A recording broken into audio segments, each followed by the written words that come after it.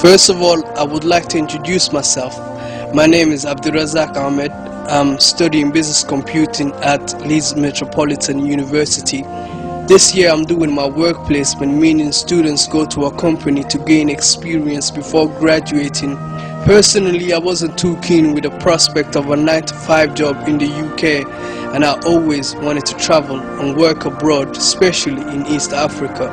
After speaking to my university, I found out I had the greatest opportunity to fulfill my dreams of working abroad while getting my university qualifications. So a couple of months later, I packed up my bags to Djibouti. The Republic of Djibouti is a country in Eastern Africa. Djibouti is bordered by Eritrea in the north, Ethiopia in the west and south, and Somalia in the southeast. On the other side of the Red Sea, across the Gulf of Aden, from the coast of Djibouti is Yemen and the Arabian Peninsula. Djibouti is at the crossroad of the world, controlling access to the Red Sea and the busiest shipping route. The country is of major strategic importance, a fact that has ensured a steady flow of foreign assistance and investments. Djibouti City is the capital of the country, a cosmopolitan city where you can meet people from different nationalities, cultures, and from all walks of life. Djibouti's peaceful existence, through strict neutrality in regional affairs and a balance between the two main ethnic groups, is credited for the country's stability.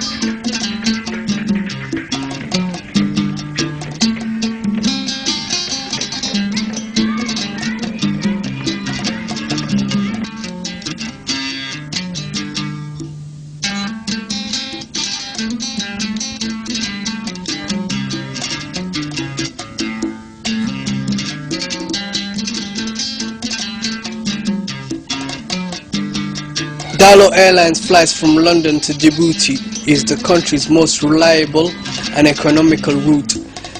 These flights take off from Gatwick Airport twice a week and go straight to Djibouti after a 1-hour stopover at Paris.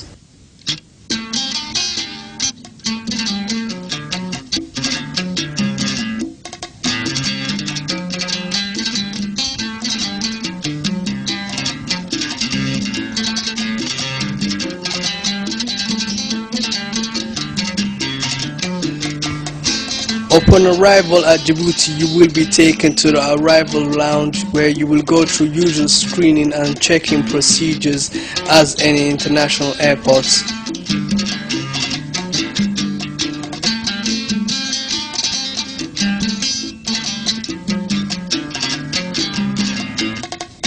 Accommodation in Djibouti is relatively cheap.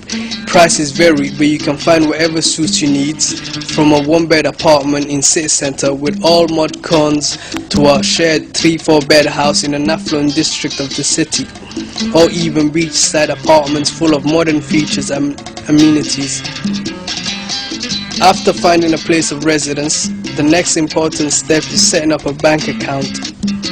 The banking sector consists of several international banks from the Middle East, France, as well as Djiboutian, Malaysian and Swiss banks. Djibouti has one of the most liberal economic regimes in Africa, thus making Djibouti a regional hub for trade and commerce. It also means that banks are extremely competitive and have adopted the latest technology to provide smart services to the customer. In my case, it was easy setting up a bank account. The only documents required were my passport and proof of income.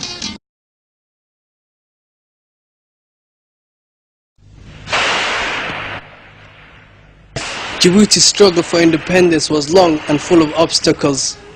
In 1949, the first anti-colonial demonstration was held in the territory. Hostility to French rule flared up again after a referendum in 1957, which saw Ali Arif elected, and followed by the unrest and the expulsion of some of the Somali population.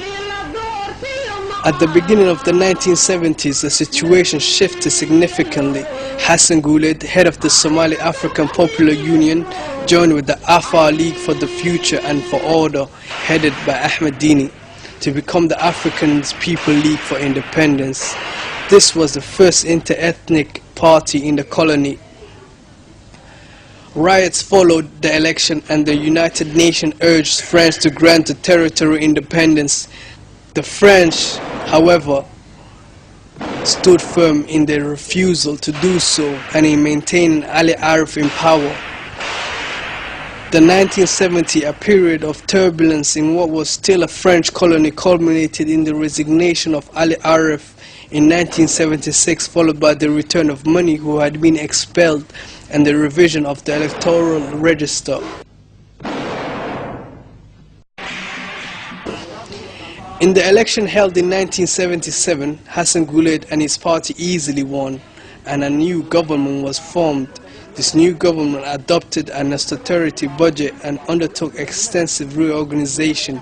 For the first time, the development of the northern Afar region became a priority. At the time, the government sustained itself and its programs because of continued heavy support from France, which still has a significant influence in the country.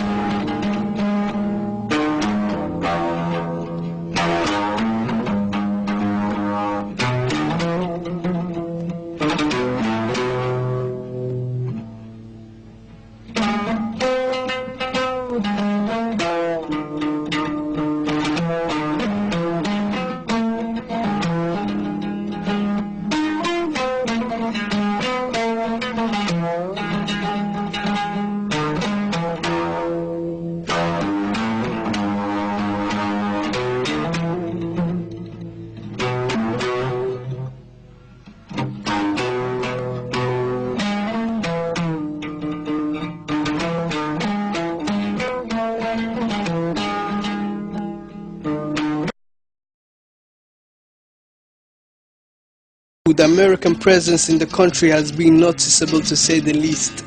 The combined Joint Task Force Horn of Africa based in Kamle-Monnier provides civic action programs which include medical care, school and medical clinic construction, and water development projects.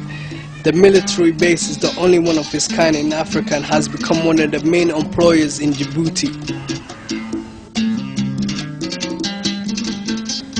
The country's neutral stance has guaranteed peace and security in a volatile region and has led to several mega investments from the Middle East. Most noticeably, the development project for the port of Djibouti, costing in excess of $600 million. DP World secured a complete management contract for Djibouti Port in June 2000, and on the success of this, Djibouti Airport was included in the concession in July 2001. Djibouti Free Zone is managed by JAPSA, one of the most successful free zones in the world, today with over 5,000 companies.